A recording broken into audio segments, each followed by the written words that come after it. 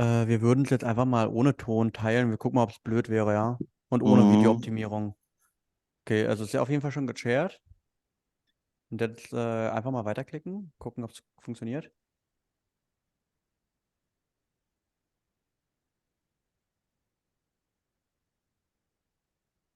Also der Ton ist, glaube ich, auch nur ein bisschen Beat, also ein bisschen Musik. Also ich wüsste nicht, dass es in den Einstellungen irgendwo einen Haken zu setzen gibt, der das nicht zulassen. Also das ist mir total neu. So, jetzt kommt das Video. Da ist kein Ton bei.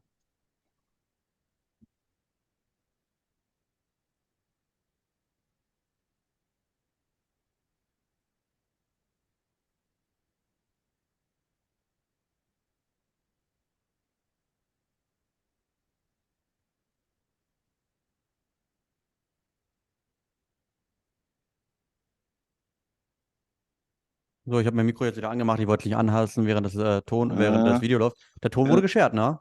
Nee, ich habe den Ton nicht gehört. Du hast ihn nicht gehört. Das war nur hier. Ja.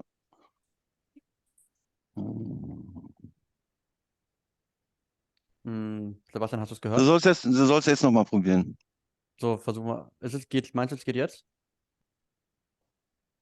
Hast du was geändert? Guck mal unten der Haken. Der müsste jetzt da sein. Sie müssen noch mal kurz beenden oder nochmal neu. So, jetzt sieht so aus, oder? Ja, sehr gut. Dann starten wir das jetzt nochmal.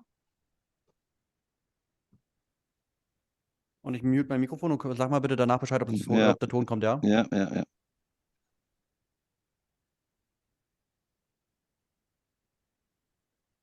Also wir sehen immer die Präsentationsvorschau hier, ne?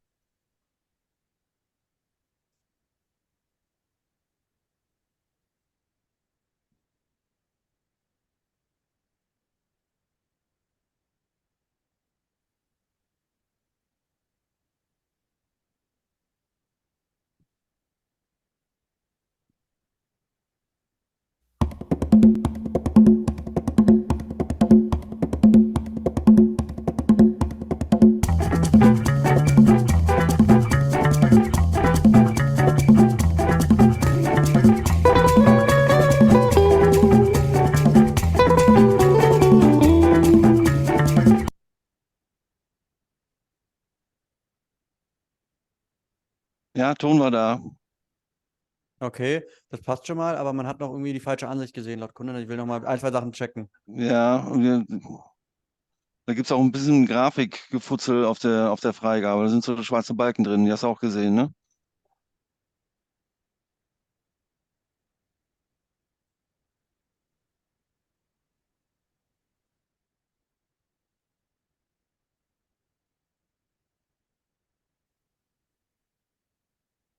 Ja, ich kenne das leider schon, das Problem. Das ist, wenn man die PowerPoints direkt shared und man hat Sound Optimization bei, dann hat man den schwarzen Balken, den man oben quasi ist damit drinne leider in der Sharing. Aber Ja. jetzt ist auch gerade die andere. Ich drehe den Laptop mal, damit Sie es besser sehen. Machen wir das hier kurz aus.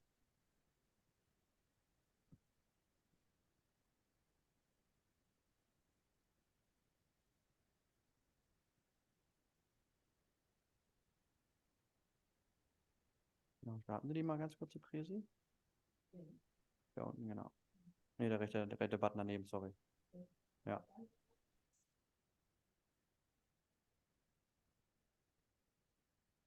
Bildschirmpräsentator ist der Vorsitzende, warte nochmal.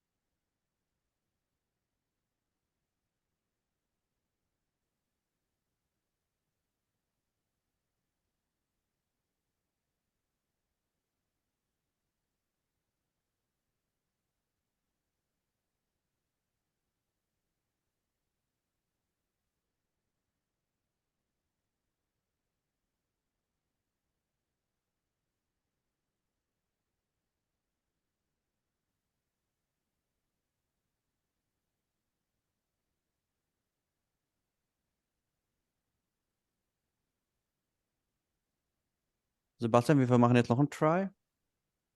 Yep.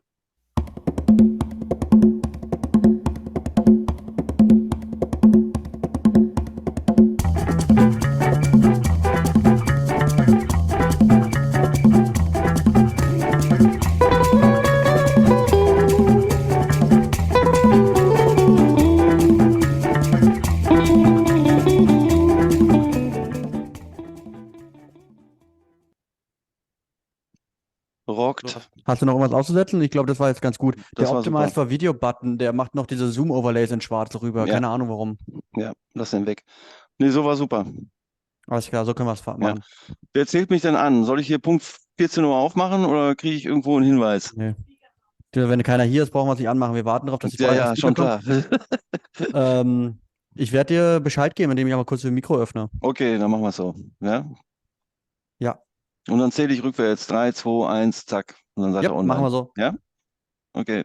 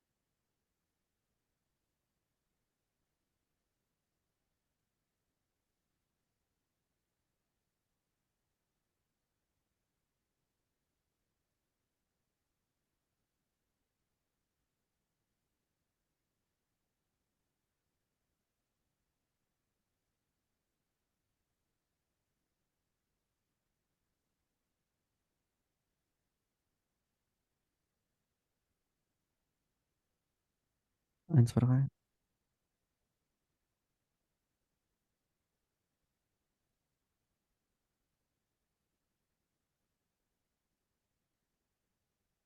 Make it on your own. Now you're sharp. Everybody can hear you.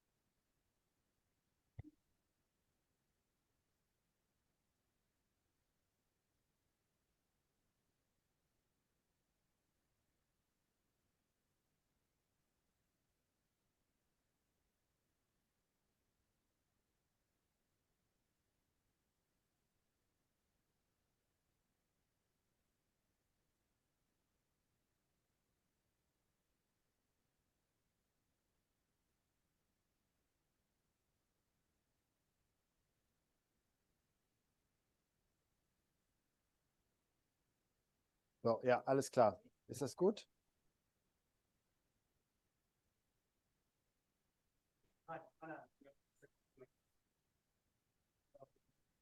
Ich versuche mal, vielleicht versuche ich erstmal ohne, aber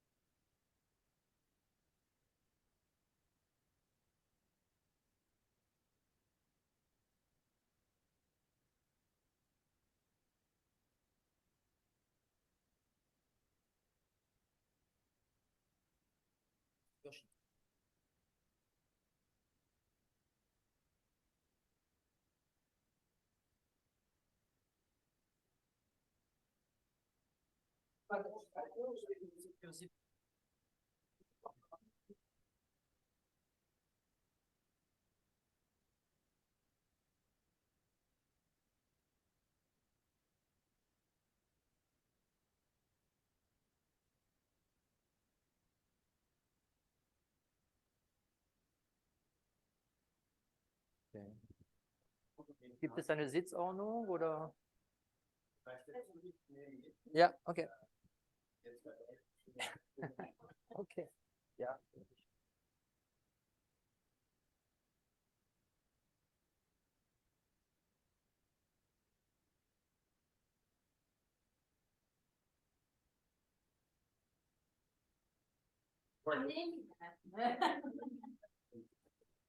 Eins, zwei, drei. Eins.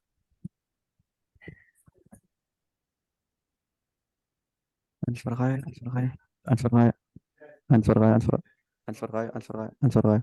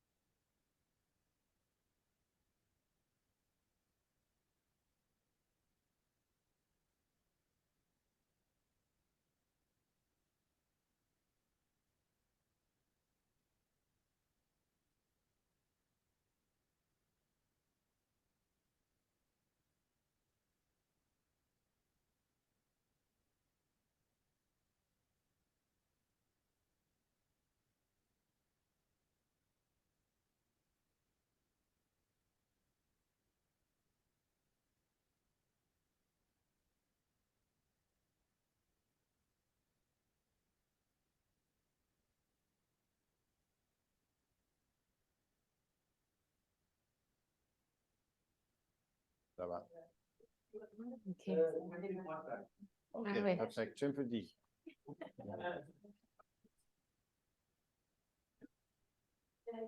Tu parles en anglais si tu veux. Ah oui, non, tu vas devoir parler en français. Okay, wunderbar. Non, mais écoute, on se juge pas. Hein. Alors, moi, j'avais préparé, en fait. Axeka, Elle Axeka dit- Form heißt es, oder?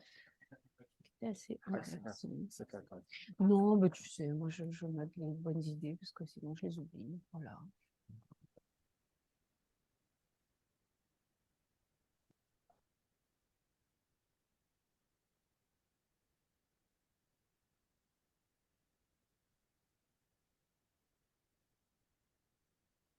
Wo ist denn, oui. Wir sind höher als höher als das Brandenburger Tor, oder? Auf derselben Höhe wie die Quadriga. So, ich starte das Webinar in 3, 2, 1.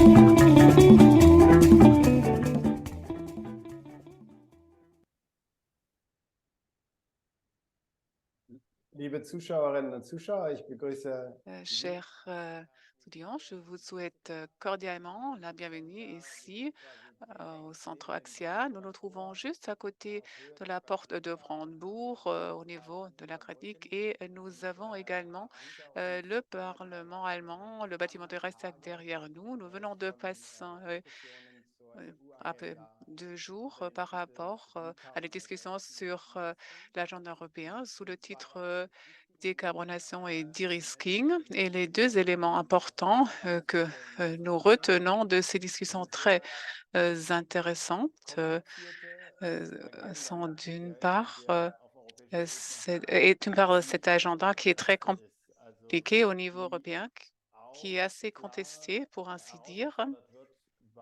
Donc, il y a beaucoup de défis à relever, surtout en ce qui concerne les questions de la décarbonation et et de l'opérationnalisation de cela et comment également l'accompagner sur le plan social et sociétal. Et un deuxième point qui est également très intéressant est la question de savoir comment nous allons y arriver. Donc, comment est-ce que nous pouvons appliquer un tel agenda commun en matière de de-risking et de décarbonation et qui est le moteur derrière tout cela. Et nous avons surtout parlé des relations franco-allemandes, du tandem franco-allemand, mais en même temps, il s'est avéré que ce moteur franco-allemand a pris quelques retards, pour ainsi dire. Nous avons l'impression qu'il y a beaucoup de bases communes, mais les relations ne fonctionnent pas vraiment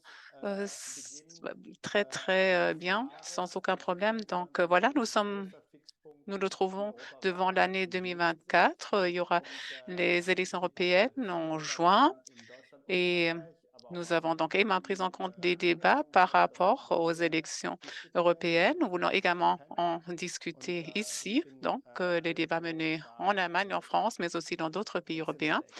J'ai avec moi des experts excellents en la matière. Pascal Thibault, à ma droite, depuis 1990, il vit et travaille à Berlin. Et depuis 1997, il est le correspondant de Radio France Internationale. Depuis très longtemps, il est également le président de l'Association de la presse étrangère ici en Allemagne. Il connaît très bien l'Allemagne et s'est déclaré prêt à parler allemand, comme moi-même. Après, Cécile pourrait également le faire en allemand, mais elle va parler français. Elle est la correspondante économique du Monde en Allemagne. Et ce que j'ai également intéressant et que c'était déjà aussi la correspondante parlementaire du Conseil de l'Europe et tu as travaillé pour le Radio Vatican.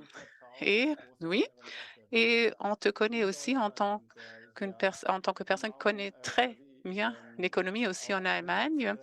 Et tu traduis aussi beaucoup de discussions économiques allemandes vers le français. Tu en parles en France. Après, Georgina Wright, qui est responsable des études internationales auprès de l'Institut Montaigne à Paris. Elle était également travaillée auprès de Chatham House, de l'Union européenne, aussi de l'OTAN, et connaît très bien la politique européenne. Et elle est aussi une voix très écoutée dans les relations entre la France et la Grande-Bretagne.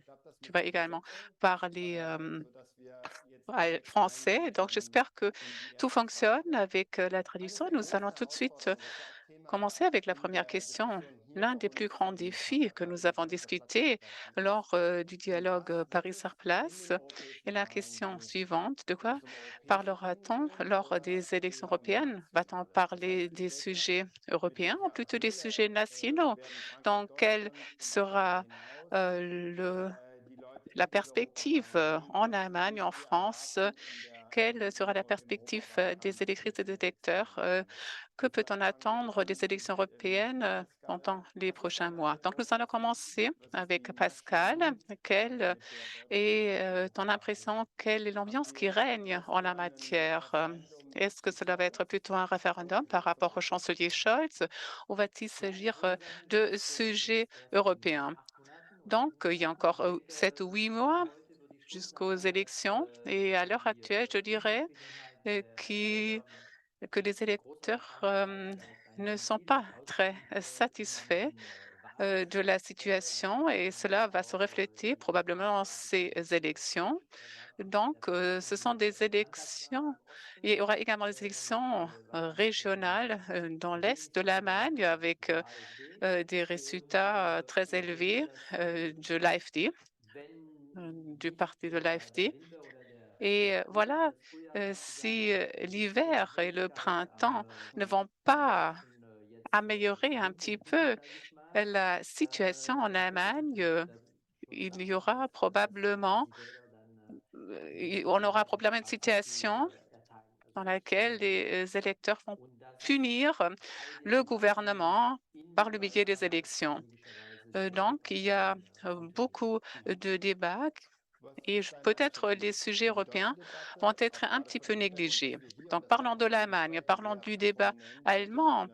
Ici, nous l'avons également constaté, euh, car nous nous trouvons dans une grande crise, pas une crise de l'endettement, mais une crise par rapport au frein à l'endettement. Donc, c'est quelque chose que nous discutons à l'heure actuelle. Donc, qu'est-ce que tu en penses? Quelles sont les perspectives aussi par rapport à la préparation aux élections européennes? Il y a un thème que je trouve très intéressant et que je vois monter depuis quelques mois dans mes reportages. C'est un thème qui, en fait, peut sembler très allemand, mais qui devient en fait très européen. C'est le problème de la fin du moteur à explosion. Et en fait, dans mes reportages, j'ai noté que ce bannissement du moteur à explosion en 2035 était un point de contestation, de frustration très fort à l'ouest de l'Allemagne. Et donc, on a vu ces derniers mois des élections en Allemagne de l'Ouest, dans des régions riches, dans des régions très organisées sur le plan syndical. Moi, j'ai toujours pensé que cette organisation syndicale, cette organisation à l'intérieur des entreprises, ce qu'on appelle le Betriebsrat en allemand, était quelque chose qui protégeait très fortement l'Allemagne de l'Ouest de la montée de l'extrême droite. Et là, on a vu que précisément, on n'est plus dans ce système-là. On n'est plus dans ce système-là, on est dans un système où je pense qu'il y a cette base, cet élan de décarbonation qui a été fortement poussé par l'Union européenne ces derniers mois. On en a parlé pendant les discussions. C'est un grand succès de l'Union européenne.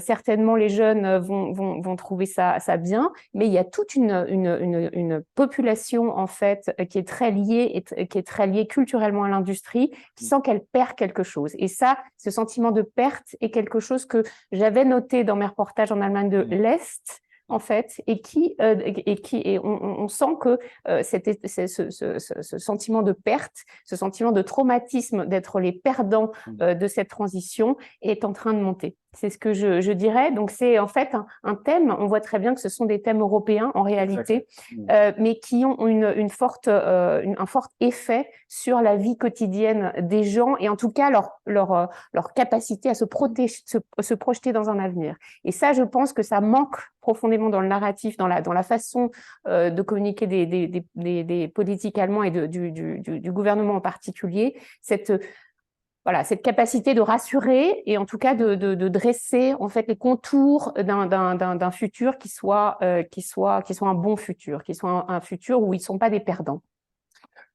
Aber das bedeutet ja auch, wie du es gerade unterstrichen hast, dass deine Tu viens Einschätzung de le ist, souligner.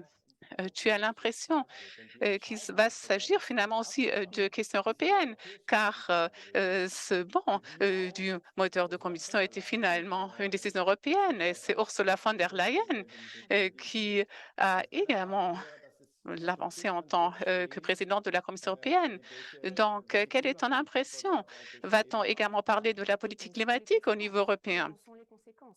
Parce que là, on a quelque chose de très fort, c'est-à-dire qu'une espèce de tentation de rejeter cette responsabilité du changement sur l'échelon européen.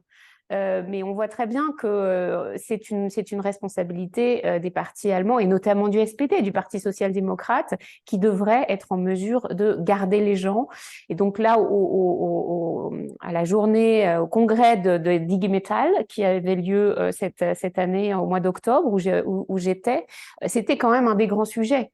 Comment est-ce qu'on garde les gens? Et donc, on a tendance à parler de l'AfD comme d'un parti raciste, comme d'un parti anti-immigration, ce qu'il l'est aussi. Mais c'est aussi un parti qui capitalise sur cette angoisse de la transformation dans un monde qui est devenu quand même voilà, très, très, très inquiétant. Je pense que tout le monde le comprend. Et ça, quand on met ça en perspective avec le fait qu'on est dans une Allemagne vieillissante, donc la capacité de dresser un avenir positif par rapport à un problème devient certainement plus compliquée.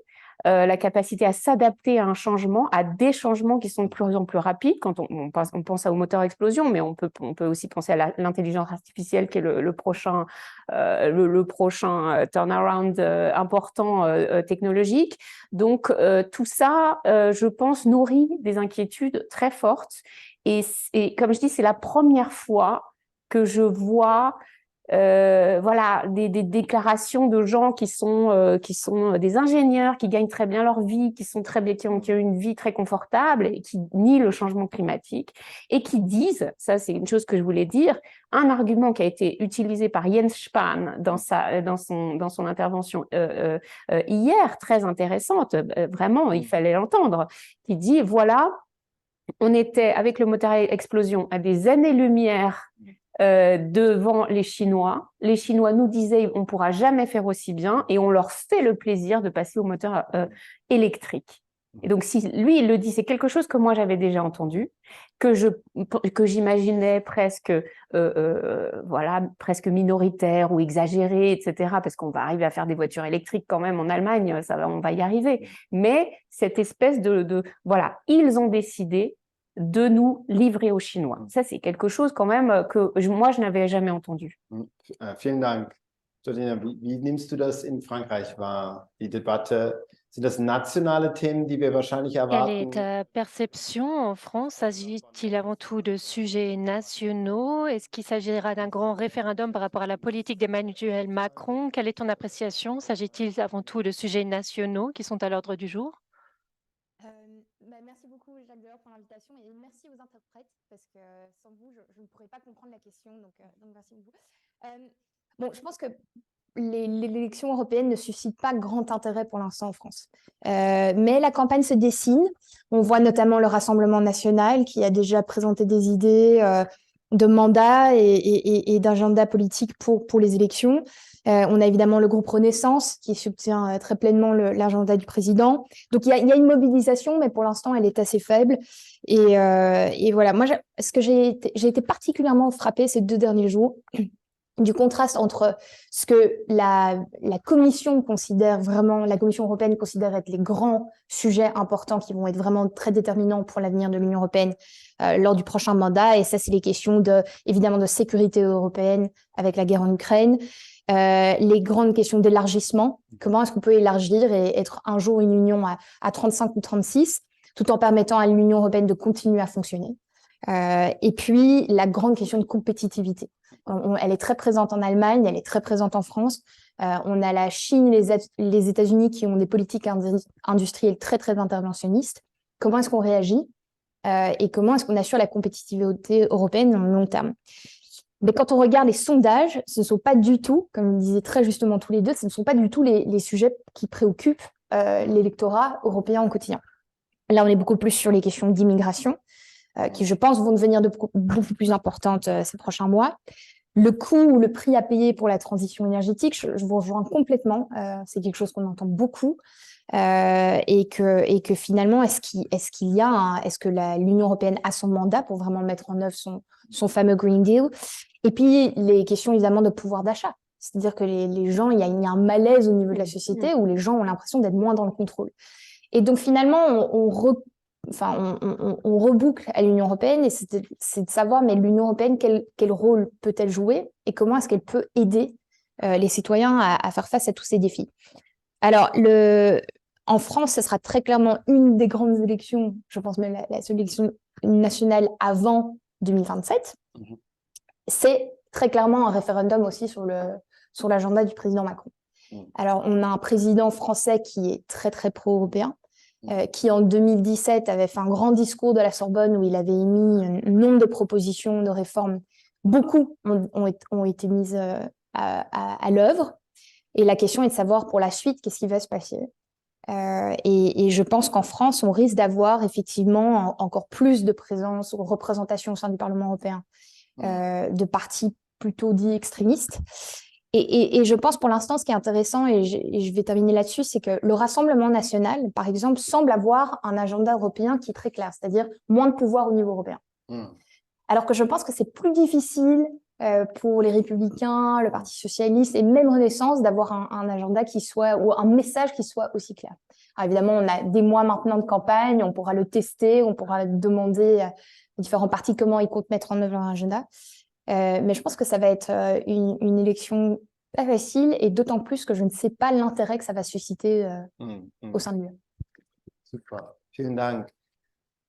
Wenn wir jetzt nochmal angucken, die europäischen Merci Themen, beaucoup. Si l'on regarde les sujets européens que nous avons évoqués, kann es eine Debatte zu diesen europäischen Themen geben? est-il possible d'instaurer un débat véritablement européen sur ces sujets? Si l'on regarde la situation spécifique de l'Allemagne, nous avons la CDU, les chrétiens démocrates. Éventuellement, Ursula von der Leyen va se présenter aux élections et Jens Spahn fera partie du PPE éventuellement. Et on voit qu'il y a de plus en plus de voix qui s'élèvent en Allemagne qui critiquent le pacte vert pour l'Europe. Donc, comment est-ce qu'on peut mener ici un débat à l'échelle européenne? Donc, si on prend l'exemple du moteur à explosion, quels sont les partis qui représenteraient un autre avis? Donc, comment va-t-on pouvoir mener ce débat européen sur les thèmes européens? Vous l'avez déjà évoqué, les différents sujets qui intéressent les citoyens en France et en Allemagne, ces sujets sont plutôt similaires. Et tous ces sujets, toutes les solutions sont en lien avec l'Europe, où il s'agit de décisions qui seront prises à l'échelle européenne, par exemple le moteur à explosion qui a été évoqué. Et je pense que le défi qui se posera aux représentants politiques, c'est de savoir comment aménager la campagne électorale et comment peut-on montrer aux citoyens l'importance de l'Europe. Donc, de montrer justement à l'électorat que l'Europe intervient véritablement dans la sphère politique.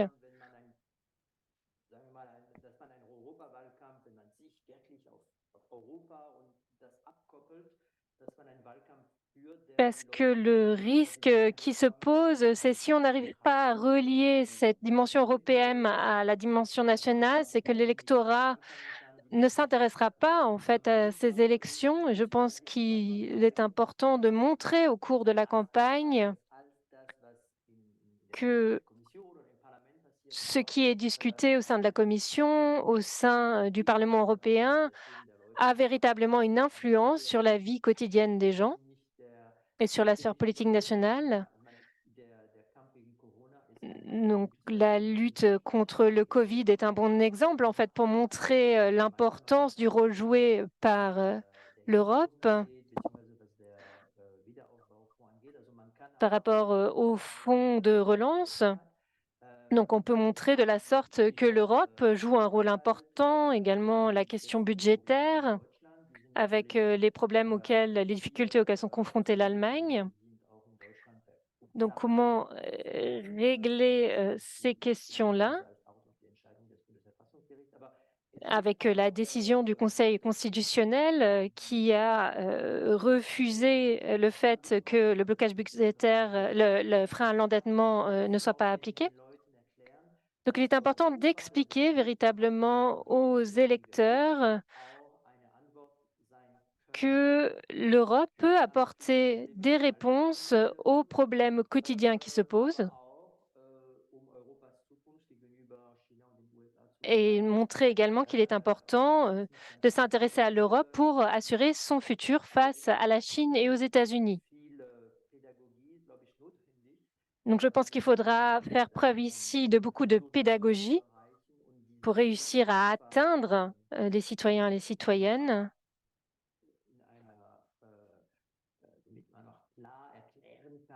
de leur expliquer véritablement que ces élections concernent chacun et chacune d'entre nous. Et que, bien évidemment, ces thèmes européens, donc un grand nombre de personnes évoluent dans une bulle et qu'ils ont l'impression de ne pas être véritablement en lien directement avec l'électorat. Mais c'est là également une partie du problème. Nous nous retrouvons dans une situation où nous devons expliquer pourquoi est-ce que l'Europe est pertinente. Et ensuite, on a un débat au sein duquel on peut présenter différentes solutions. Donc, Katharina Barlou a été évoquée. Si on a la possibilité de choisir, donc ce que les gens pensent, c'est qu'ils soient soit pour l'Europe ou contre l'Europe. Mais je pense que le débat véritable que l'on devrait mener, c'est de savoir quelle est la politique dont a besoin l'Europe. Et en fait, comme on reste enfermé dans un débat pour ou contre l'Europe, on n'arrive pas à discuter de ces questions centrales. De quoi a besoin l'Europe? Et il s'agit de questions très concrètes. Doit-on arrêter le moteur à explosion en 2030 ou attendre le reporter à 2050, puisqu'on ne souhaite pas dépendre des véhicules électriques produits en Chine? Comment peut-on mener ce débat dans le contexte des élections européennes? Je ne sais pas si on aura le temps de faire beaucoup de pédagogie, malheureusement, parce qu'on est dans une situation de crise. Et c'est très difficile de faire de la pédagogie dans ce contexte. Je pense qu'il faut arriver à dégager un sentiment de confiance et de maîtrise. Je pense que ce serait déjà bien d'arriver à retrouver quelque chose que les gens connaissent, une promesse à laquelle ils peuvent s'identifier. Je pense que ce serait déjà pas mal, une promesse qui soit rassurante et qui ne soit pas une promesse de repli sur soi. Voilà, la CDU, on voit très bien, se réfère aux années 80-90. Elle a réussi à capter ça, je pense, de se dire qu'il faut rassurer les gens. Ce que je trouve intéressant, il y a une chose que j'ai trouvé intéressante finalement, c'est que dans cette question de politique industrielle, je pense qu'on peut le présenter comme une force en fait. Par exemple, c'est vrai que on voit très bien que aux États-Unis, Biden a fait ce Inflation Reduction Act pour refaire revenir, enfin voilà, pour dire on fait revenir les choses sur place, on les fait nous-mêmes, on est en capacité, voilà, capacity to act, on en a parlé, on est en capacité de produire nous-mêmes, de refaire nous-mêmes. Ça, ce serait déjà un thème sur lequel, très concret, sur lequel on peut travailler et sur lequel l'Europe travaille. Il y a des intervenants aujourd'hui qui ont dit c'est le moment européen. Et je pense que s'il y a quelque chose sur lequel on peut s'entendre, c'est précisément là-dessus. Il y a un moment européen et il faut qu'on arrive à réagir tous ensemble parce que l'ennemi, il n'est pas à l'intérieur. Il faudrait arriver à trouver le moyen de dire que l'ennemi n'est pas à l'intérieur. L'ennemi, ou plutôt le challenge, il est plutôt dans les défis à l'extérieur de l'Europe et que c'est le moment où on pourrait apporter une réponse. Je pense que cet élan constructif, voilà, ça a été dit aussi dans la discussion avec Jens Spahn, et puis il y avait quelqu'un d'Air Liquide qui était là et qui a parlé de cette ambition de Emmanuel Macron. Alors je ne sais pas quels sont les fruits, mais quand même on a senti une vraie énergie dans cet objectif de réindustrialiser. C'est-à-dire qu'on prend tout le monde, il y a un petit peu de voilà, on se motive, mais il y a un peu cet esprit de conquête, de quelque chose qu'on fait pour soi, pour se rendre plus fort et qui fonctionne. Et alors, évidemment, il faut et que l'Europe est en maîtrise et en possibilité de le faire. Et en possibilité de le faire. C'est pour ça que je pense je pense qu'il y a un besoin voilà, profond de sécurité et il y a beaucoup de thèmes, on ne va pas pouvoir convaincre, voilà, l'Europe c'est bien, l'Europe c'est mal, etc. Mais nous sommes ensemble, nous sommes en Europe et on est à un moment crucial de notre histoire. L'Europe peut, et maintenant, il faut construire l'Europe de façon à ce qu'elle nous protège et qu'elle nous rende plus souverains. Je pense que c'est quelque chose quand même qui peut rassembler un certain nombre de gens et de partis différents. Même à l'intérieur de la CDU, on peut imaginer quelque chose comme ça et qui ne soit pas... Parce que sinon, cet argumentaire va être laissé à l'extrême droite, c'est sûr. Aber nochmal vielleicht ganz kurz auf diese Frage von der Leyen und Verbrennermotor und die CDU. Donc, reparlons du moteur à explosion aussi de la CDU.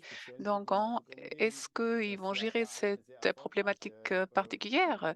Car il y a une présidente de la Commission européenne couronnée de succès qui va peut-être se présenter en tant que candidate liée à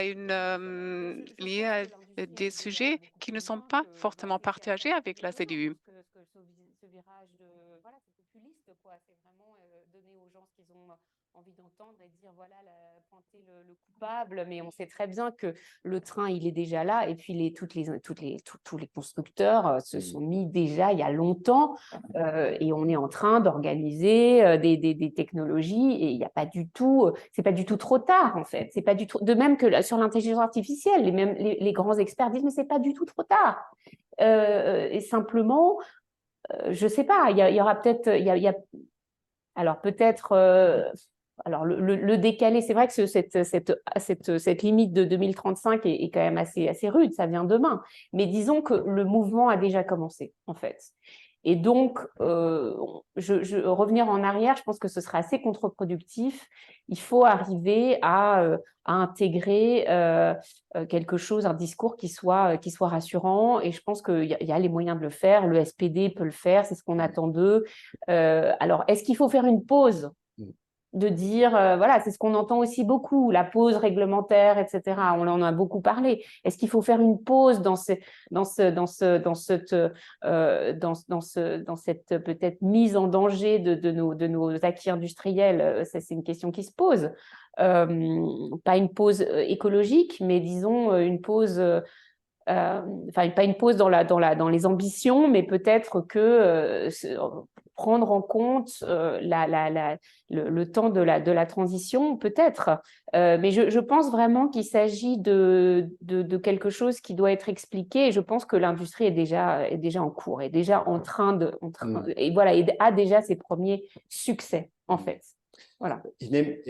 will gucken auch auf die Fragen, die aus dem Chat hier Donc, kommen. nous avons également des questions dans le chat.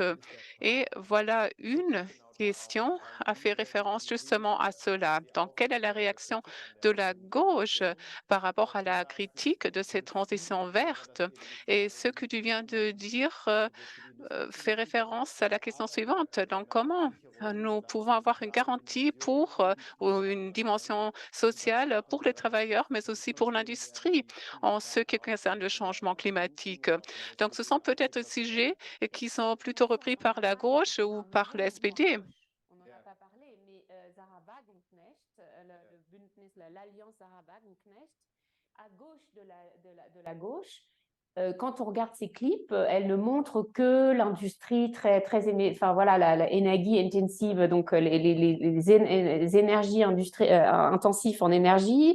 Donc on revient. Elle exploite en fait ce côté très rassurant de l'industrie allemande, parce que c'est des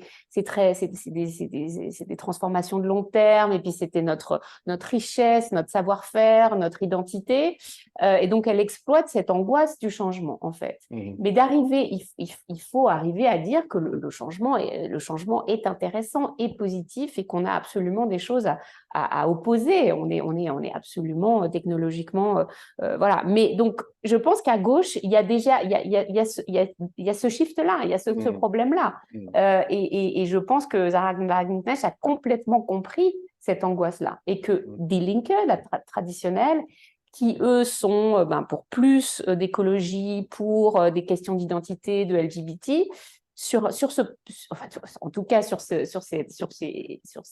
populations-là, ce que moi je vais voir dans les entreprises, c'est des thèmes qui sont très urbains, qui sont très éloignés, qui n'ont rien à voir avec ce qu'ils considèrent comme le monde du travail, en fait. Donc, je pense qu'il faut penser à ça, mais il faut aussi voir que, oui, il y aura des divisions au sein de chaque parti, très certainement.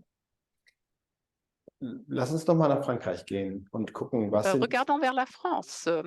Regardons les sujets européens en France. Et peut-être nous pouvons reprendre aussi les questions du chat. Donc, quel est le discours aussi par rapport aux voix populistes? Donc, qu'est-ce que tu en penses? Donc, parlons de l'extrême droite. Comment est-ce que le débat est mené au côté droite, de l'extrême droite, aussi par rapport à l'agenda et par rapport au sujet d'actualité en France? Très franchement, l'extrême droite, comme par ailleurs l'extrême gauche, parle très peu d'Europe, finalement, en France.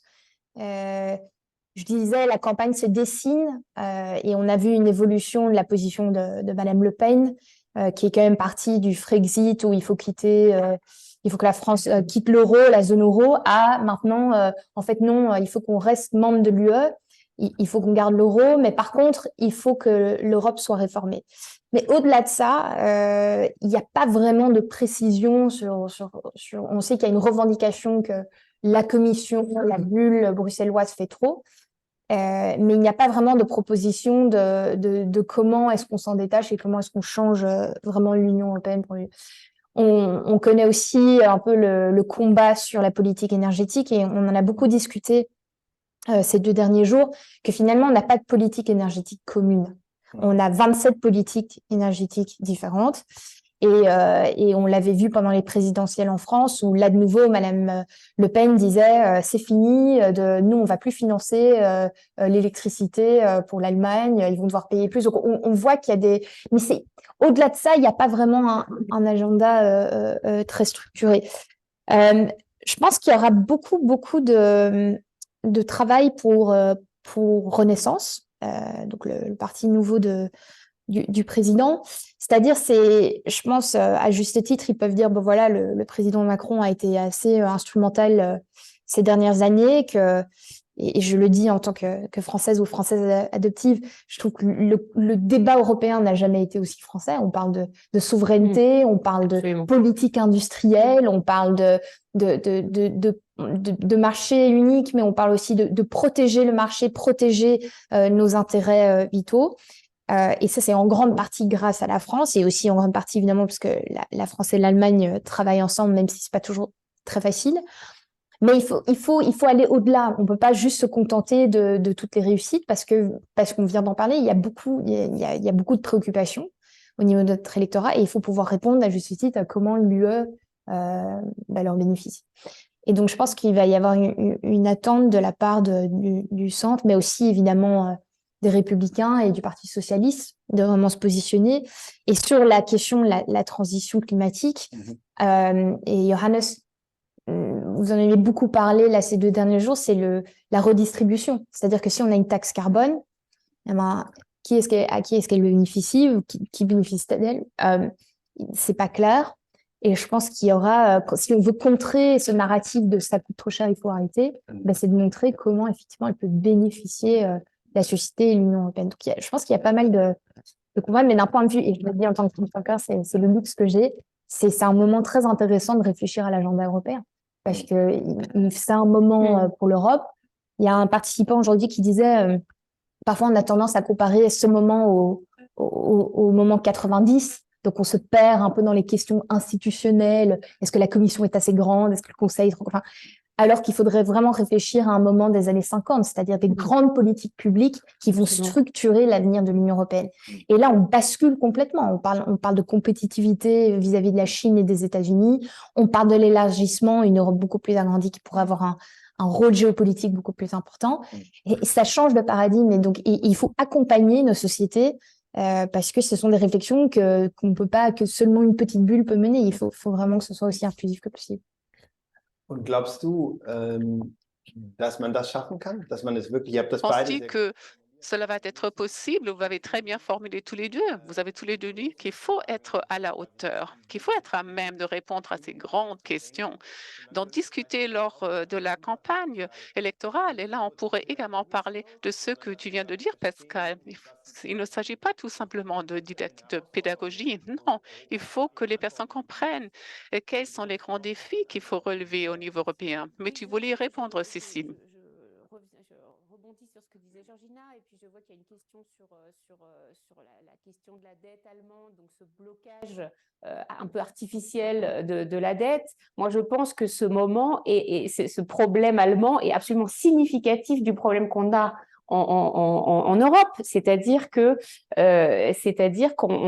l'Allemagne a fait une politique, voilà, une politique industrielle, une politique de transformation, une politique climatique et une politique de défense, mais a contourné son budget, c'est-à-dire a fait des fonds spéciaux qui étaient des espèces de tours de passe-passe budgétaires pour le faire sans le faire. Donc on peut voir ça comme un en même temps, mais en réalité, pour moi, c'est un déni de débat démocratique.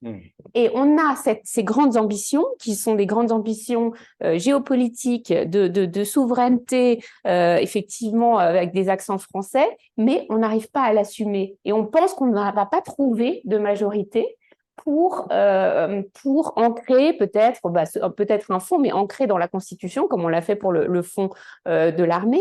Pourquoi ça ne marche pas en Allemagne? Eh ben, je pense que c'est précisément le problème qu'on a en Europe. On n'arrive pas, on est peut-être un peu bloqué dans ces questions institutionnelles. C'est pour ça que j'ai très peur si on se lance dans un débat pédagogique sur pourquoi le Conseil et la Commission et pourquoi il faudrait qu'il y ait tant de membres et combien d'affectations, enfin de rôles doivent avoir chaque commissaire, etc. Je pense qu'il vaudrait sans doute mieux pas parler trop de cuisine, mais parler effectivement de ce qu'on veut être dans le monde. Et je trouve que cette discussion, précisément, n'a pas été menée correctement en Allemagne. On se cache derrière cette espèce de blocage budgétaire. On a notre frein à la dette, on ne peut pas, donc on contourne, on le fait quand même sans le faire. Et je pense qu'il faut arriver à se saisir de ce moment historique qu'on a pour se dire, eh ben, c'est le moment de le faire. Et c'est beaucoup plus efficace sur le plan de la confiance d'être offensif que d'être défensif. Attention, on a l'extrême droite, etc. Je pense qu'on a des choses à dire et on est à un moment qui peut être, à mon avis, intéressant, qui peut nourrir très certainement des projets porteurs. Moi, j'en suis persuadée. Pascal, du wolltest darauf angehen und dann eine weitere Frage aus dem Chat. Pascal, tu as voulu réagir? Oui, en ce qui concerne les questions budgétaires. Oui, bien évidemment, le budget est quelque chose de sacré pour les différents États européens. Bien évidemment, c'est également une raison pour l'existence d'un Parlement, pour ainsi dire. Cela vaut également pour la politique énergétique. Pendant très longtemps, l'Europe n'était pas compétente en la matière, mais peut-être cela n'est plus possible à l'avenir. Maintenant, l'Allemagne, elle est le problème avec le frein à l'endettement. Donc, les problèmes que Cécile vient de présenter, mais parlons de l'Europe. Donc, est-ce qu'il faudrait avoir une normalisation par rapport au budget? Il y a aussi les critères de Maastricht. Donc, comment est-ce que nous allons financer à l'avenir des investissements? Quelle est l'industrie que nous voulons avoir en Europe pour notre souveraineté? Car finalement, de grands investissements, de grands projets ne vont pas se réaliser finalement. Bien évidemment, on peut aussi en ce qui concerne l'usine Tech au Magdebourg, par exemple. Bien évidemment, c'est bien pour Magdebourg, cela va créer des emplois, mais il faut aussi parler de cela au niveau européen. Peut-être qu'il ne faudrait pas seulement prendre ces décisions à Berlin, mais ailleurs, mais peut-être cela va trop loin. Mais revenons à cela. Donc, vous trois, vous êtes d'accord pour dire que les sujets européens sont particuliers aussi et qu'il y a de grands défis européens que devraient relever conjointement, mais reparlons du populisme. Donc là, on parle d'autres sujets, de la migration, par exemple. Et voilà, c'est également une question du chat. Donc, en France et en Allemagne, Et je pose cette question aussi par rapport aux élections aux Pays-Bas, où Geert Wilders a eu un très bon résultat. Donc, pensez-vous que ce vont être les sujets qui vont dominer les élections européennes? Et j'aimerais ajouter encore une autre question. Pensez-vous que le sujet de l'élargissement de l'Union européenne va jouer également un rôle lors de la campagne électorale? Et voyez-vous un risque en la matière, un danger en la matière? Car en Allemagne, il y a un grand consensus et au niveau politique en France aussi. Donc, on dit qu'il faut avoir recours à cet élargissement à cause de raisons de sécurité. Pensez-vous que cela pourrait être exploité par les populistes et que cela va peut-être mener à qu'on ne va pas être d'accord avec l'élargissement? Pascal. Concernant le sujet de la migration, je crois que partout en Europe, l'extrême droite essaiera de tirer profit de ce sujet. C'est son fonds de commerce au final. Même si ce n'est pas forcément l'une des priorités des citoyens et des citoyennes. Donc, nous avons évoqué tous les sujets qui font peur à la population et je crois qu'il s'agit là l'un de ces sujets anxiogènes, mais la situation est bien plus compliquée.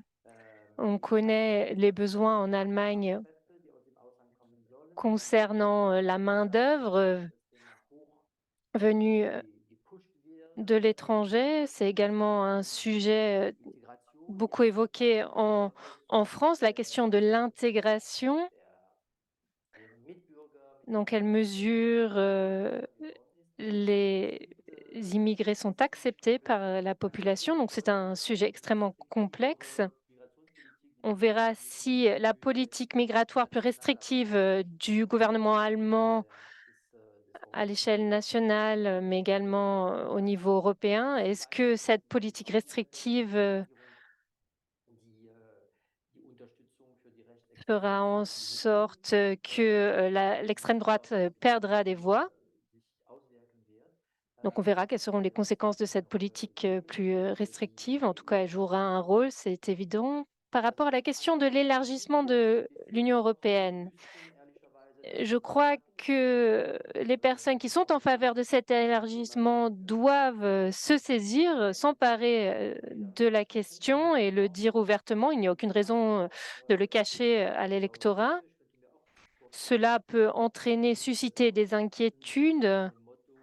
Je pense que certains se saisiront de ce sujet en disant, comme certains disent en Allemagne, voilà, qu'on vend à bas prix la nationalité allemande. D'autres diront qu'on vend à bas prix le statut de membre de l'Union européenne. Donc, c'est possible. Je peux imaginer de tels débats, de tels discours. Cécile, quelle est ton appréciation? Il faudrait arriver à faire un petit peu, à différencier le débat. Ce serait déjà bien. Parce qu'on voit très bien qu'en France, on a peut-être un problème de deuxième génération, donc de racisme, de gens qui sont déjà installés avec de problèmes d'intégration, de problèmes de chômage, de problèmes d'identité. En Allemagne, on a très très bien vu que la montée de l'extrême droite s'était faite avec l'arrivée des réfugiés ou de ceux qu'on considère comme des réfugiés. Et là, on voit très bien, on peut quand même comprendre, je pense, sans tomber dans le racisme, que le problème peut se poser. C'est-à-dire que ce que disent les maires, en fait, bah oui, il faut prendre ce gymnase de nouveau, prendre ce gymnase pour loger des gens. Donc les enfants peuvent pas faire du sport.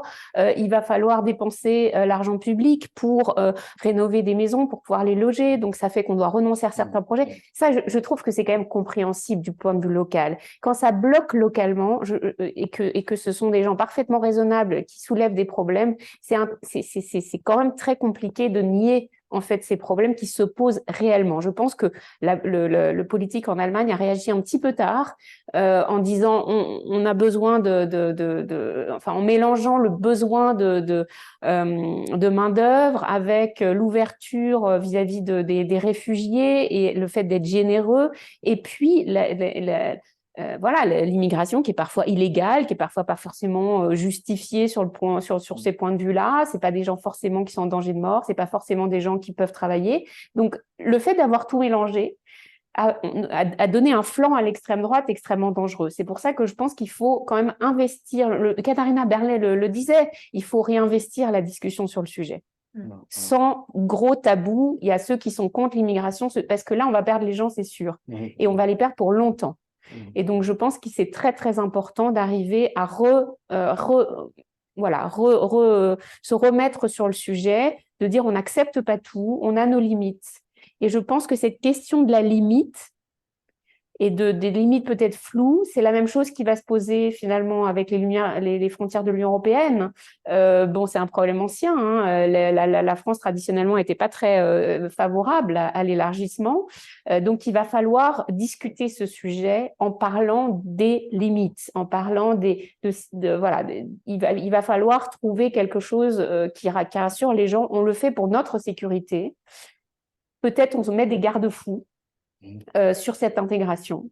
Et en tout cas, on en discute. Je pense que c'est un sujet qui va concerner les gens. La migration, c'est évident.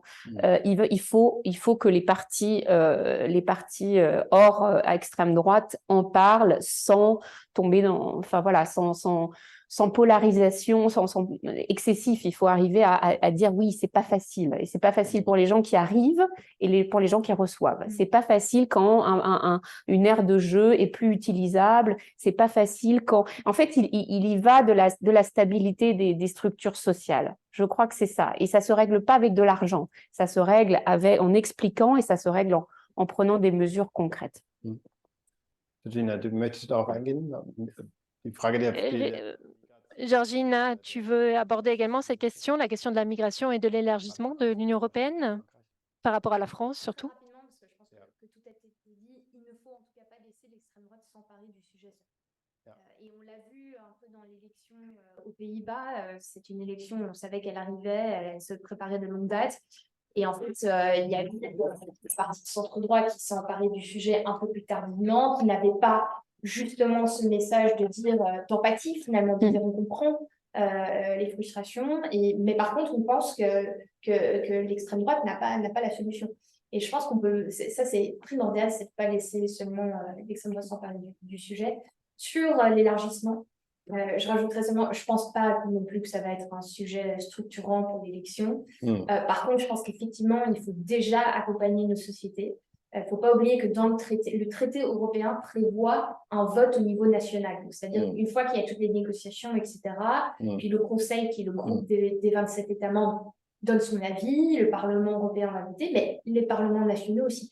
Et dans certains pays, c'est un référendum. Et donc, il faut déjà accompagner, il faut expliquer en quoi ça pourrait bénéficier l'Europe. Et je pense que là, on est très loin, et parce qu'on a d'autres sujets plus préoccupants. Mais je pense que ça va être un sujet pour la prochaine commission. Und was wir natürlich auch besprochen haben, ist es wichtig, dass das Thema Enlargement, gerade wenn man, wie du gerade gesagt hast, Oui, quand on parle de la question de l'élargissement, je pense qu'il est important d'argumenter de manière très claire qu'il y a des raisons sécuritaires qui plaident en sa faveur. Et la question qui se pose également, c'est quelles sont les réformes qui sont nécessaires au sein de l'Union européenne pour que l'UE soit en mesure d'intégrer ces nouveaux membres, à la fois au niveau des processus d'intégration, mais également de prise de décision.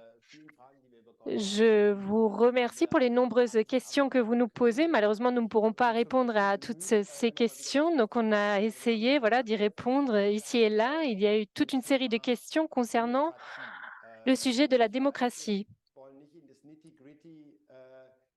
Je sais qu'on ne veut pas discuter des détails des compétences, mais ce que je retire des questions posées par le public, c'est qu'on a souvent le sentiment qu'on définit des sujets ou des défis comme européens, en disant qu'on a besoin d'une solution à l'échelle européenne, mais on a l'impression que la légitimation démocratique n'est pas suffisante pour que des solutions européennes soient apportées.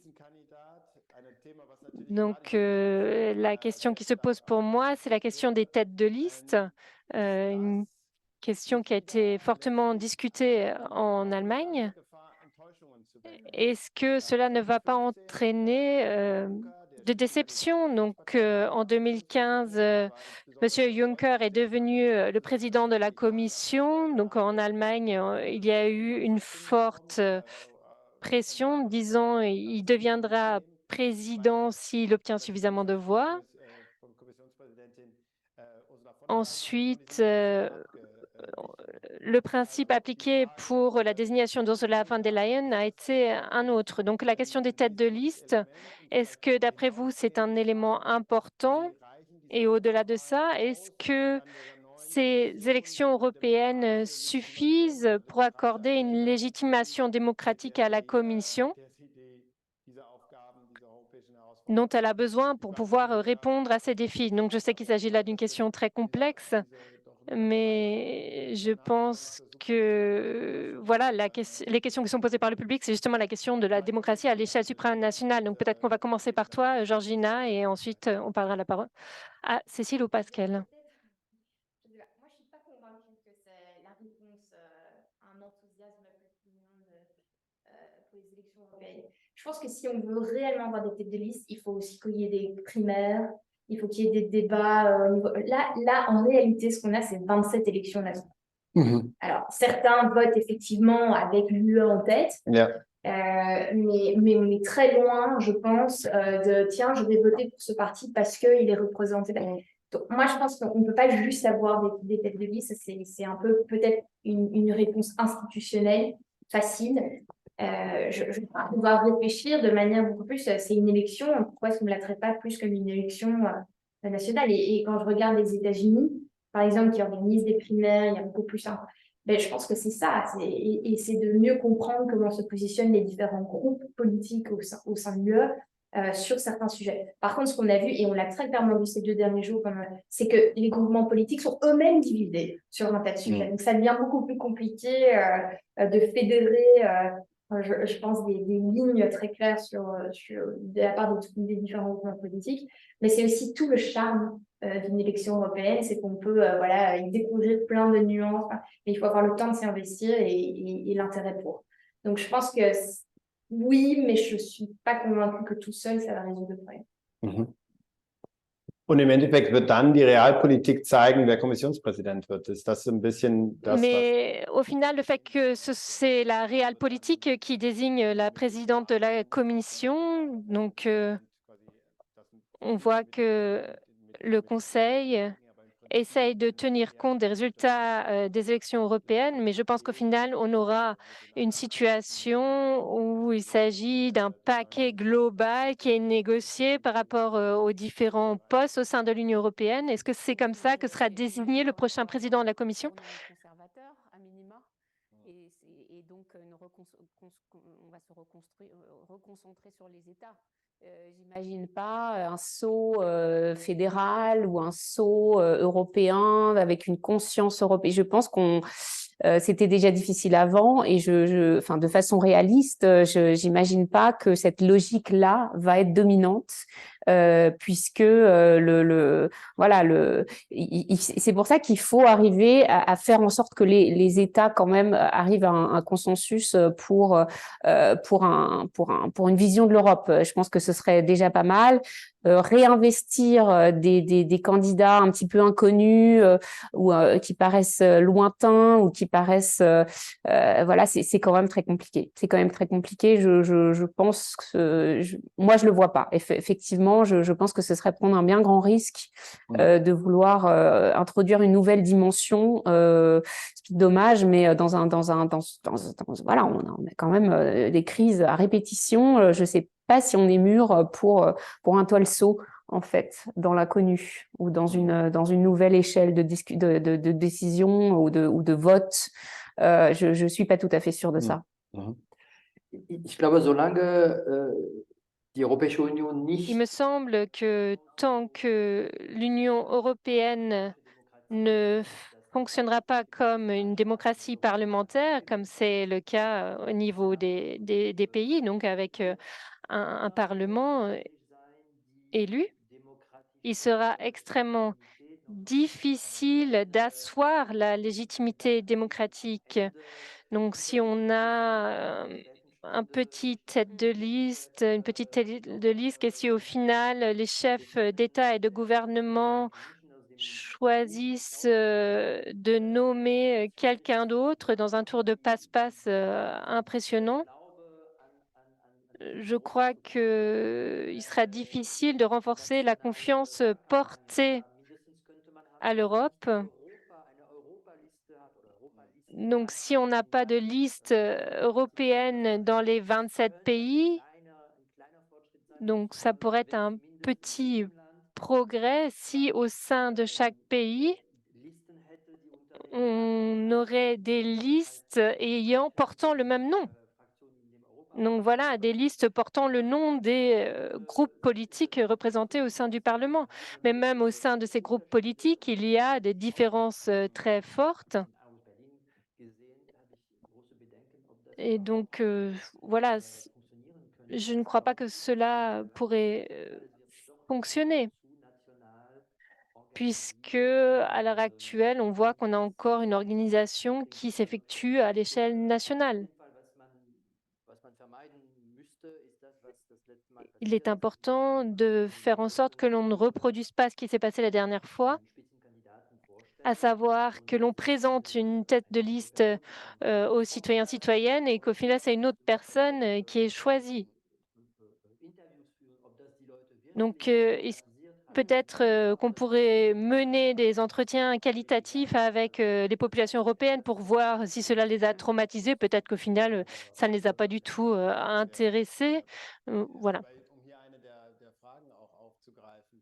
Pour reprendre l'une des questions posées par le public, vous pensez qu'il est intéressant d'adopter à la fois une réelle politique et donc on voit que le Parlement sera relativement fragmenté, donc de chercher également un consensus minimal.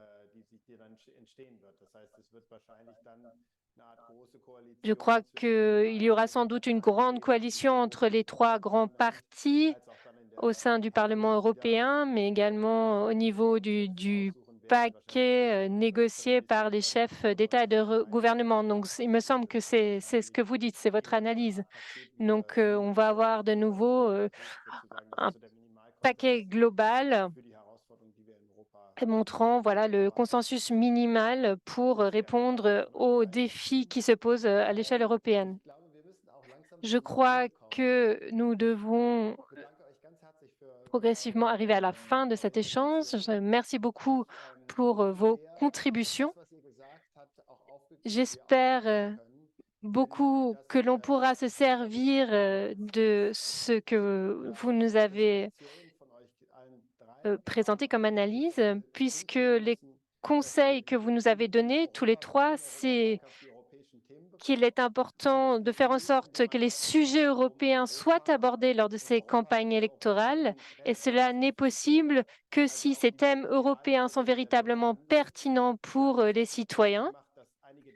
Dans le même temps, il est important de montrer que il faut également aborder les craintes des électeurs et des électrices, donc avec l'exemple du pacte vert pour l'Europe, la question de la migration ou la question des structures sociales, et de montrer quelles sont les solutions qui peuvent être apportées à l'échelle européenne. Merci beaucoup à vous trois d'avoir accepté d'échanger avec moi. Merci également à notre public. Nous n'avons pas pu répondre à toutes les questions, mais je pense que nous avons réussi à donner une vue d'ensemble des différents sujets qui seront abordés au cours de la campagne électorale. Merci beaucoup et bon week-end à tous et à toutes. Au revoir.